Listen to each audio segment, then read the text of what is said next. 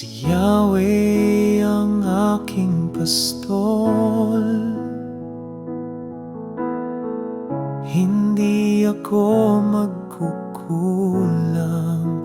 Pinapahimlay niya ako sa luntiang pastulan, at tinakay niya sa tahimik na batisan. Pinapanumbalik ang aking kalakasan, at pinapatnubayan niya sa tamang daan, upang aking parangalan ang kanyang pangalan. Dumaan man ako sa madilim na libis ng kamatayan, wala akong katatakutan, pagkat ika'y aking kagabay. Ang tungkod mo at pamalo, aking gabay at sanggalan.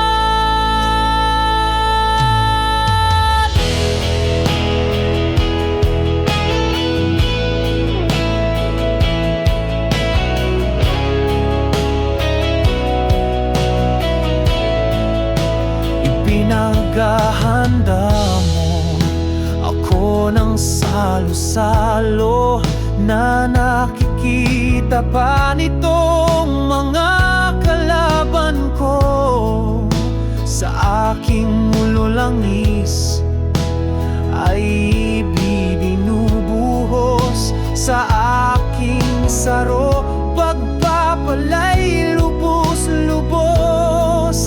Kabutihat pag-ibig mo sa akin di magkukulang, siyang makakasama ko habang ako'y nabubuhay, at magdungkoy lanmay sa bahay ni Yahweh mananahan.